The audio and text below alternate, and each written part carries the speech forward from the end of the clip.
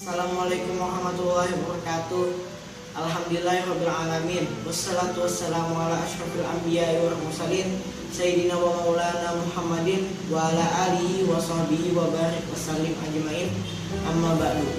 Yang saya hormati, cintai, dan sayangi Kepala SMP Islam Bunga Bangsa Ibu Nur Azizah SPD, jajaran manajemen, wali kelas 8 Torik Ibu Lulu Bayrah, Ibu dan Bapak guru yang saya cintai, serta teman SMP Islam Bunga Bangsa yang saya sayangi.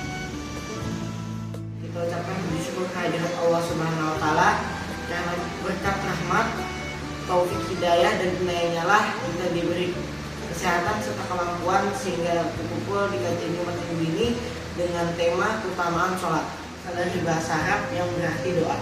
Sholat dapat didefinisikan sebagai suatu ibadah yang diawali dengan takbiratul ihram dan diakhiri dengan salam.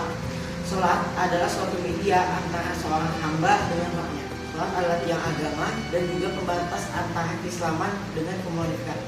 Memiliki keutamaan yaitu 1. Sholat mencegah dari perbuatan keji dan munkar. Allah Subhanahu wa Ta'ala berfirman dalam surat Al-Ankabut ayat 45 yang artinya, bacalah apa yang diwahyukan kepadamu Alkitab Al-Quran dan mendirikanlah sholat. Sesungguhnya sholat itu menjauhkanmu dari perbuatan-perbuatan keji dan munkar. Sesungguhnya mengingat Allah, sholat adalah lebih besar keutamaannya daripada ibadah-ibadah yang lain, dan Allah mengetahui apa yang kamu kerjakan. Rasulullah SAW bersabda, sholat 5 waktu, Jumat 1 ke Jumat lainnya, Ramadan 1 ke Ramadan lainnya, itu bisa menjadi penghapus dosa antara keduanya selama pelaku menghindari dosa-dosa besar.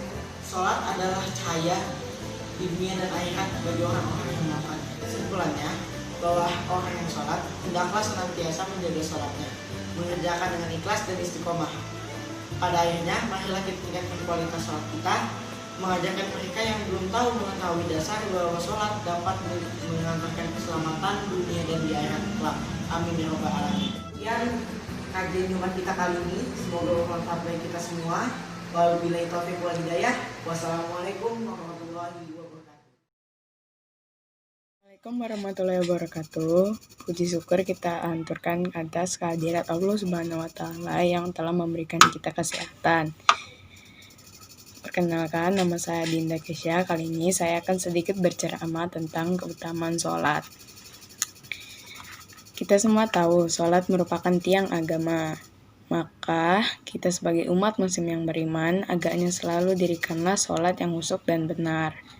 Karena dengan kita khusyuk saat menjalankan ibadah sholat, berarti kita telah menjalankan satu tiang agama atau tiang kehidupan. Sholat merupakan tiang agama.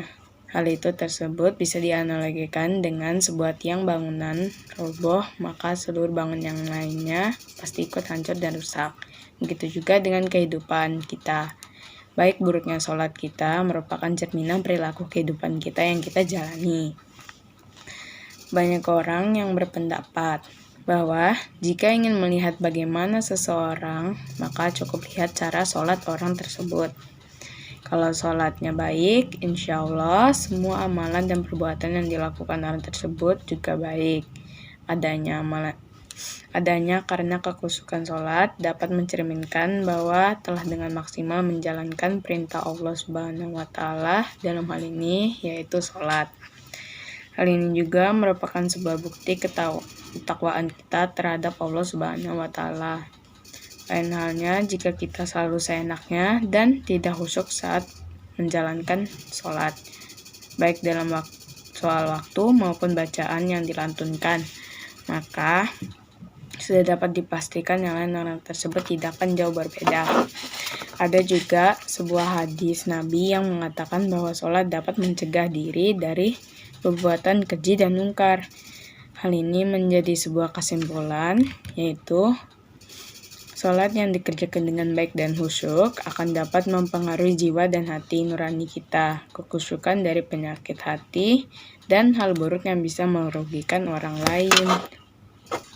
Sholat juga merupakan amalan yang akan pertama kali dihisab pada hari akhir. Untuk itu, dirikanlah sholat karena umat muslim wajib mendirikan sholat. Dan juga jangan sampai kita meninggalkan sholat. Jadi, sudahkah kalian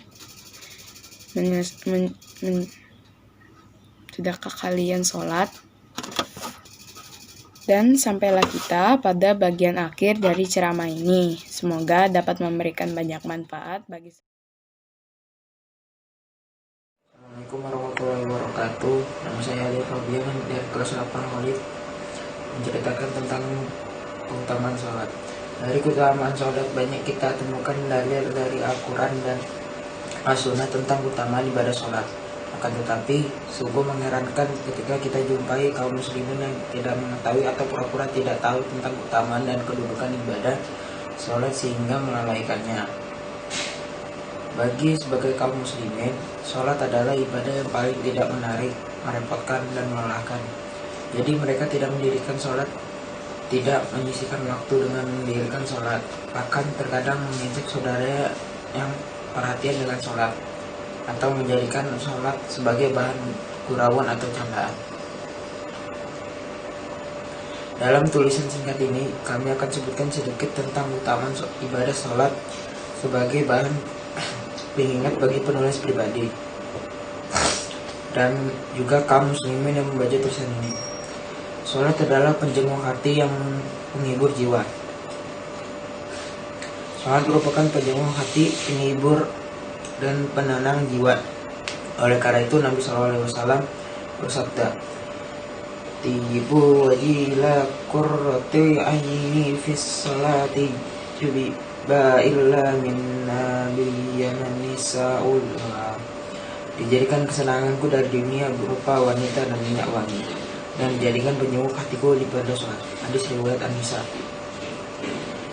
Nabi SAW juga bersabda, "Kum ya Bilalu farihan bisallah." Wahai Bilal, berdirilah, nyamankan kami dengan mendirikan sholat. Hadis riwayat Abu Dawud. Sholat adalah zikir, dan dengan berzikir pada Allah Ta'ala, hati pun menjadi tenang. Sholat adalah berinteraksi antara seorang hamba dengan Rabbanya. Seorang hamba berdiri di depan Rabbnya dengan ketundukan diri, merendah diri, bertasbih dengan memujinya, membaca firman Rabbnya, mengagungkan Allah baik dengan perkataan dan perbuatannya, memuji Allah Ta'ala dengan pujian yang memang layak ditunjukkan untuk dirinya. Dia meminta pada Allah Ta'ala merupakan kebutuhan dunia dan akhirat. Sekian, wassalamualaikum warahmatullahi wabarakatuh.